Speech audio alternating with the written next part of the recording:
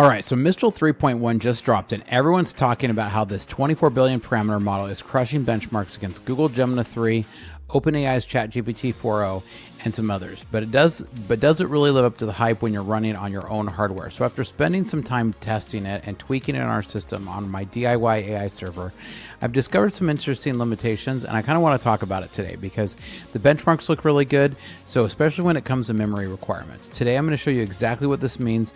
If you want to try to use this in your local development on your AI PCs, let's dive in.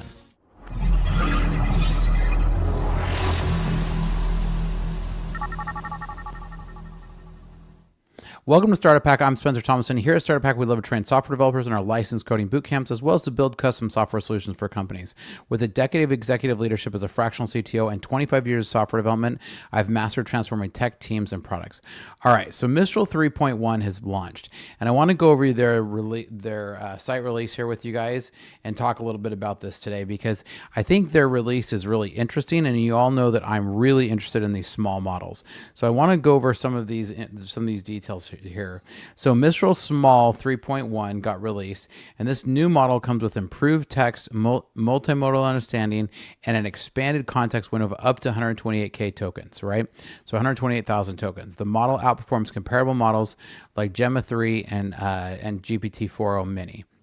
Now, they've gone through and they've showed, modern AI applications demand a blend of capabilities. And they go through this. It says below you'll find more details on model performance. And it goes through and looks at each of these benchmarks. So as you go through these, you can see that for simple QA, and they go through each of the individual benchmarks. Now, I'm not a huge benchmark fan, but I know that we need to pay attention to these. But it seems like there's a constant battle with just these very, very marginal gains on each of these. Now, the multimodal, that's hard to say 10 times fast, instruct benchmarks here are really interesting. And I think as you look at these are going to be interesting as we move forward. I think multimodal is going to be a big thing as we start to build into AI agents.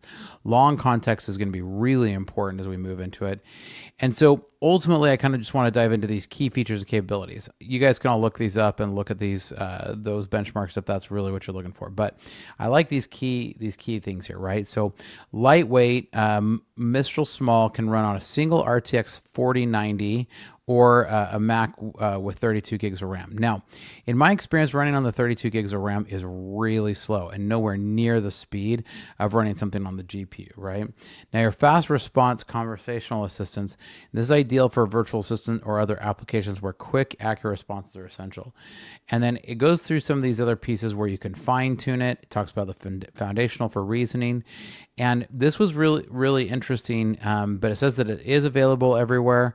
And where I, of course, am going to jump to quickest is I'm going to go to Ollama and check this out because that's always my go-to source for when I want to just spin up something really quick. If you're going to dig down into the weeds and you want to really eke out performance, Ollama may not always be the fastest, but it's pretty good for what we're needing in most of our cases.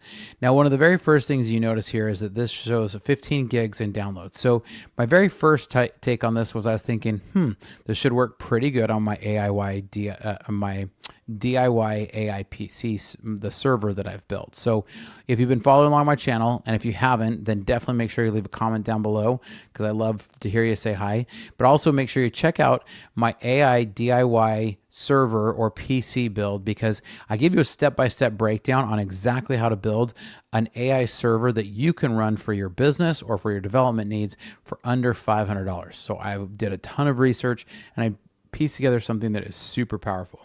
So I'm going to show you some of that, and actually we'll be using that model as I talk about these here. So the Ollama model here is what we're going to run, and I'm going to get this up and running because I want to show you what my exact findings were for some of these as I start to dig into it. Now, again, I'm going to use the findings using my DIY AI server that I've built. And again, check out the link here because that's down in the description down below because I'm going to show you exactly how I built this out. So when you're wondering what I'm running against, this is what we're running against here. Now, as I switch over here, I'm going to actually go ahead and take my face off this so you can see the whole see the whole screen here because I want to let you be able to see that. So as we switch over to this here, sorry, it took me a couple tries there to get that scene correct. As we do this here, I want to actually show you. So Ollama list. So we can see the different models that I have running here, and get this a little bit more readable. So you can see I've downloaded quite a few different things. Now the three that I really want to pay attention to here is the Gemma 3 27 billion, which on disk sits at 17 gigs. The DeepSeek R1 32 billion parameters, which sits at 19 gigs. These seem to be some of the closest competitors from what I've seen, at least in the ones that are most popularly available on Ollama here. And then obviously the Mistral 3.1 that we're seeing here. Now this was 15 gigs. So just by looking at the size of this, and I know that's not always apples to apples, but just looking at the size of this, I thought, we should be pretty close here. So we're going to do Ollama run Mistral, if I could type Mistral -small 3.1. Oops, except I forgot one of the most important parameters, verbose, because we're going to be doing some speed testing here. Now the verbose nature will slow it down if we're actually running for production, but in our case, we need to see what this is running. So why is the sky blue? If you've followed my channel, you see this is my general prompt. So now on this side, I'm going to run and check, and I want to see how this is running. Now, one of the first things that I noticed, unfortunately, which I'm going to have to resize these here just a test for you guys to see, is you can see that we're now running, and unfortunately, it's 15% running on the CPU and only 85% running on the GPU. The size on this is a whopping 27 gigs. Now, I'm going to keep that up here for a minute because this is going to get important as we look at some of our comparisons against, like I said, against Gemma 3, like 27 billion, or the DeepSeek 32 billion parameters. Now, it's possible that this is going to run more accurately, but because of this on this system here that we're using as kind of our benchmark, because again, I want something that is the real man, something that you can build for $500, host into a hosting closet, and that you can still run some of your agent workflows against. And so this is only running at 5 tokens per second. That's a pretty slow. So if I'm running the same thing with one of these other models that we're comparing to, so let's grab Gemma's Gemma 3 27 billion here. So Ollama run this.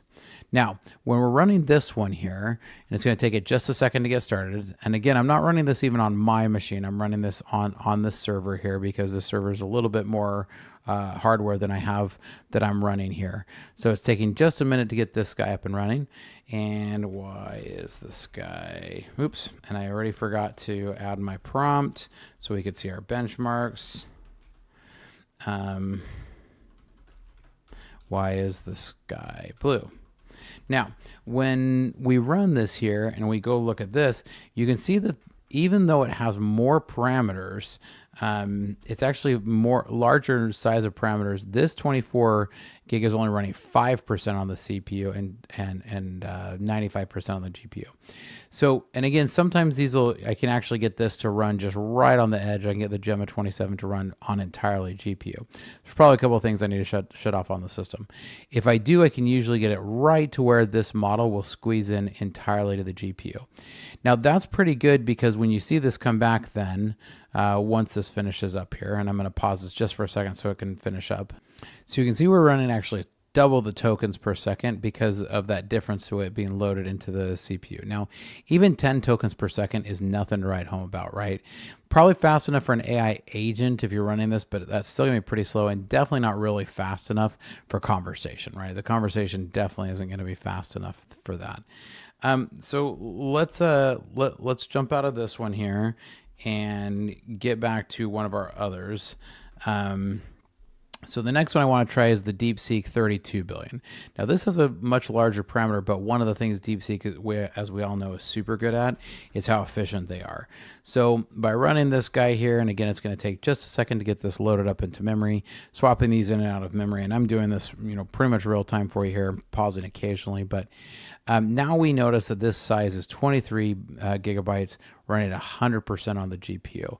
So this will take a second to get loaded up because what it's doing is loading the model into the GPU memory.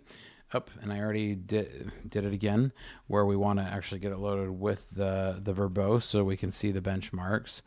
And why is the sky blue? Now, this actually gives us a thinking, right? So it gives us a little bit of a think. Then it's going to come back and it's going to return with this. Now, again, running 100% of the GPU, you can definitely see we're getting closer to conversational speeds here. Pretty much pushing right to the edge of the limits of what we have here. And there's probably a couple of things that we could shut down on this machine to get it to run a little bit faster. Let's get to those benchmarks really quick. All right, so we can see this one's run at 12.85 tokens per second. Now, still much better, and I know that if we get into more of my in-depth testing with actual data matching or image processing or any of those, I definitely found that the ones that run 100% in the GPU run much, much more efficiently. So this was one of the first things that I ran into as I started to test out the Mistral Small 3.1. The biggest problem that I'm seeing here, just for those actually needing to run this. So again, this machine that I was just testing on, $500. Basically, it's a few years old, 4 or 5 years old of a machine with a 1080 Ti plus a 3060 card into them. And so again, running right around $500. Whereas in order to be able to run Mistral Small 3.1, you need to have a pretty significant card because this would require to have at least 32 gigs of RAM. Because when we saw that it loaded up, it required 27 gigs of GRAM. This is where you would need to see this run on something with 32 gigs of GRAM. Now, right now on as of today, when I was looking, the cheapest that I could find, one of the 4090 cards, which is the smallest, the cheapest card that I could find with 32 gigs of RAM, I was finding that right around $4,000. So, I mean, that's a pretty hefty jump to go from $500 to $4,000 when the comparison models could run much faster. So is it possible that Mistral runs more effectively? Absolutely. Mistral claims it can be run on a MacBook with 32 gigs of RAM. I think those right now are also running for about $1,500. I don't think that you're going to see that I think you're going to see dramatically slower than running on the GPUs. So what's interesting is both DeepSeek R1 and Gemma 3, more than double the performance on it with the same size of memory. Now, despite the memory challenges, I was able to test the model using cloud instances and sufficient RAM to evaluate it, and it does perform really well. Now, side by side, to me, the performance on accuracy between DeepSeek's R1 32 billion model and Gemma 3's 27 billion model, to me, were very negligible. So the difference in the hardware cost that I'd have to run to be able to run it, basically you need an RTX 4090 in order to really be able to run it. In order to get that to happen, I really truly, I didn't see any difference in the results that I was getting back.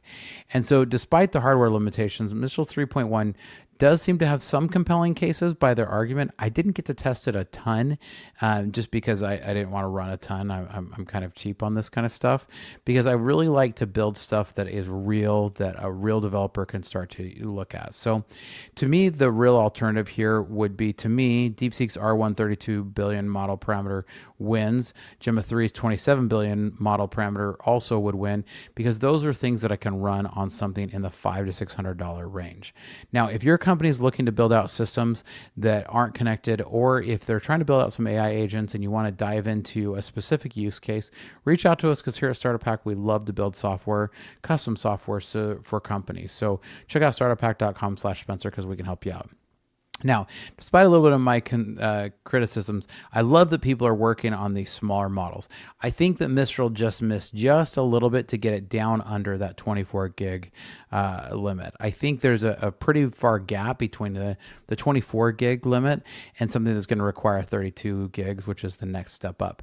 Unfortunately, the difference in the cost right now is you can pretty simply put together a system that has 24 gigs for between $500 to $1,000, whereas there's a huge jump up to that 32 gig range to get into the $4,000 to $5,000. That's just a pretty big jump for most small businesses or developers who are just looking to try to get off the ground. So I think from a business perspective, from the business standpoint, the high hardware requirements makes Mistral Small 3.1 just out of the reach of most SMBs. Again, 4,000 isn't totally crippling, but like 4 to 5,000 is a pretty good investment. Whereas right now, I think a lot of businesses are still trying to feel out what they're going to do with their AI implementations. And so I think when you get into a range where you're spending that much, I think it becomes difficult for businesses to justify, whereas a $500 investment is something that pretty much anybody can put together. So, my final verdict is that the Mistral 3.1 Small represents impressive technical achievements, but falls just short. And I think if they could get it under the 24 gig optimized in these areas, that I think they could see it run a lot better. Now, they did say something that if you quantize it, sorry, I'm not saying that correctly. They did say that that the large models are limited to quantization. Sorry, I can't say that one fast. And if you can get it to the quantization, they say you can get it under the 20 gigs. I wasn't able to get it there. And again, I didn't invest a ton of time into it. But again, for most people, I think we're going to, run some of these models pretty much out of the box and try to build against them. Now, as always before, make sure you check out our DIY AI, PC, or server builds and the playlist that we have for that, because we provide tons of free code samples. And so make sure you check those out so that you can be working against these code samples. We're going to drop another one next week that's going to be all about how to build against these Ollama models like you saw me running today.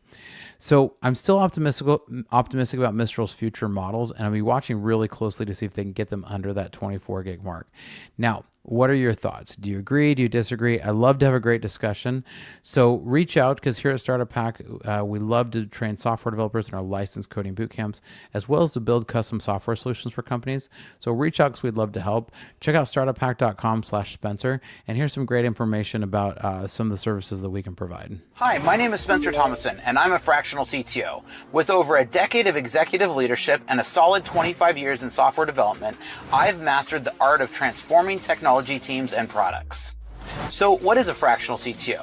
This is where you can contract someone like myself to come into your organization and get the benefits of a seasoned CTO without having to employ me full time. In today's fast-paced world, efficiency, security, and product scaling aren't just goals, they're necessities. My passion is building impactful products and enhancing organizational efficiencies through technology. From startups to small businesses, my approach leverages lean methodologies to not just meet but exceed your strategic goals. Whether it's through executive mentoring, cloud system architecture, or launching a minimum viable product swiftly, my aim is to make a significant impact right from the start. Recognized in the Arizona startup ecosystem, my journey has been about creating value and fostering innovation. I have led technology for companies like GoDaddy, SRP, and Wells Fargo, and turned challenges into milestones. I've taken this learning and launched 7 of my own brands, and now I want to help you. So if you're looking for a fractional CTO who brings a wealth of experience, strategic vision, and a proven track record, let's connect. Together we can build technology that not only drives your business forward, but also makes a difference. Technology leadership redefined to fit your needs. So reach out today.